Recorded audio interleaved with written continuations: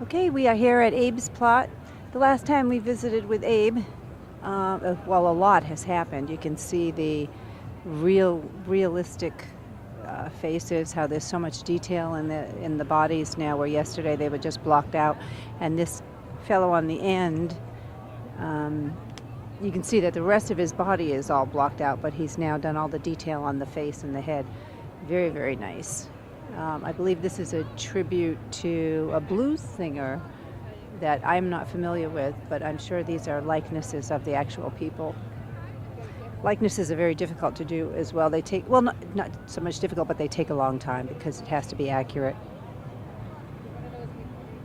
And when you're in a competition setting, you try and go as fast as you can and accomplish as much in minimal amount of time. So it adds to the degree of difficulty when you're doing a likeness. Okay, we're with Jus Hang now, and as you can see, he has added a lot more to the center here. And the tricky thing about what he's doing here is once you start this, you commit yourself to it, and it takes a long time. It's very time-consuming, painstakingly time-consuming. Every single one of those holes has to be accurate, and you can see how he outlines it and sets it up first where the flowers are going to go, and then cuts away whatever he needs to be cut away. It's beautiful. Okay, we're with Marianne now, and she has added, you can see yesterday I think there were only 2 panels, what I was calling them until I knew what it was, and now that I can see the hot air balloon, these are clouds. And you can also see her pile off to the side. We were talking about that. She is still continuing to do pound up. It's very kind of whimsical and smooth, and it's difficult to do smooth as well. Okay, we're with Dan Belcher now. His is coming along nicely. You can see the fingers are more defined now. The hands are more defined. Some nice texture and designs up there on the wrist. Okay, we're at Pavels Sculpture, and yesterday when we were talking to Pavel, the front of the sculpture, we were talking about time and the necessity of planning your time correctly, and that's the theme for his sculpture. And now we can see on the back he's got a clock blocked out, and it looks like the finger or the thumb, let me take a walk over here, I believe this is the thumb, is on a button, maybe a panic button or something might be coming out of that. Okay, we're with Joby now. One of the first things I pick up on when I walk up to Joby's is how clean it is. Every part of it, every bit of it is clean. You don't see any trowel marks, on the parts that he's already finished. Some of the other sculptures, you can see little pokes from the trowel marks sometimes, and you don't see that on Joby's. It's meticulously clean. And again, detail, crazy detail.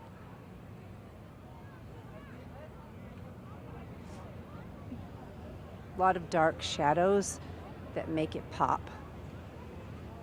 A lot of nice, he plays with the light, using textures and cutting out different areas, playing with the light. For example, this arm right here could just be just a plain straight arm, but by putting that hole in there, he's given a whole nother shadow.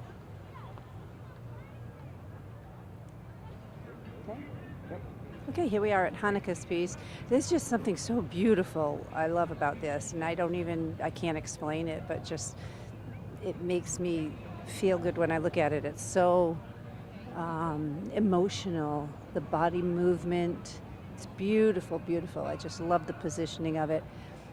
And now she has a nice transition here from the bodies to the detailed work that she's doing right now.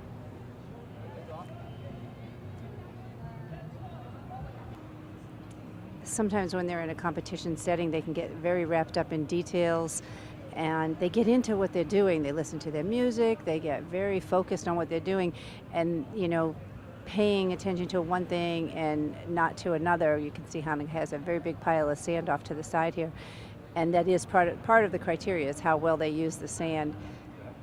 Okay, we're at Dan Doubleday's piece. It looks like, I think I was correct yesterday when I was talking about this key up at the top here, that he has taken a little bit more of that away. It's much narrower than it was yesterday, and he probably is just a little at a time taking it away, and that will not be there, is my guess. This is a little different for Dan. He has a bit more detail than he usually does. Dan at one time had the nickname Mr. Smooth because everything was pretty stylized and very smooth. I mean, it is still smooth, you know, where it's supposed to be, but he has a bit more detail than we usually see. Okay, here we are with Walter. Wow, he's got some arches going here. You can see the stacks. We call that wet pack when you have a bucket of sand and water, wet sand, and you just make like mud pies with it. You just stack, stack, stack, and then you can put your hand in the middle of the two piles and connect them together with an arch. And so he's done that numerous times. It's a really nice effect how you're going to be able to see through those arches, and it's creating a lot of nice shadow and nice light. Nice job, Walter. And he's carving a door down inside that you will see through one of those arches. Oh, this is beautiful. Wow, I haven't seen Melanesia's piece since late yesterday. She's accomplished so much. You're moving really fast, Melanesia. Yeah. It's beautiful. You feel good about it? Yes, I good. enjoy it. Good, good. It's beautiful. Thanks. I see a little Joby influence here. Yeah, Actually, it's your dad. Yeah, I think so. Yeah, Your dad. took all that. Yeah, your dad was the original cut through way down at the bottom of the sculpture. Melanesia's father is a world-renowned sand sculptor as well, Guy Beauregard, and I can definitely see some of the influence here. And I think Joby might have been inspired by Guy at one time as well.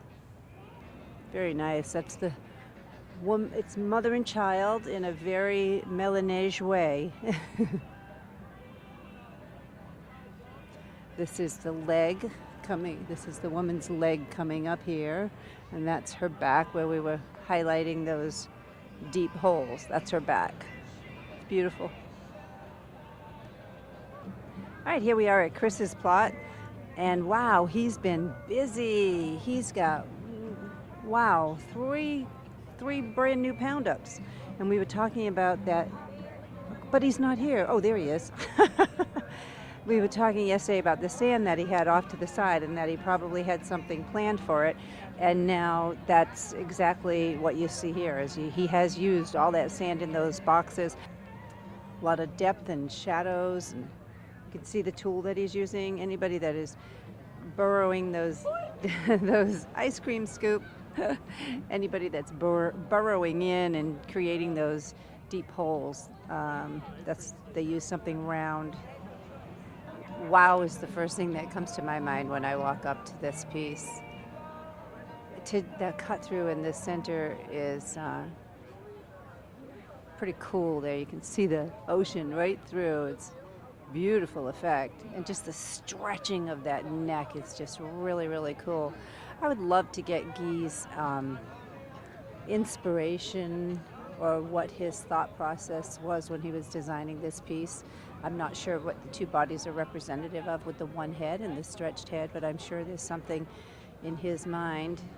Yeah, we're at the back of his piece now, and you can see how much more open that cut through is. Oh, whoa, cool. I love it, Rusty.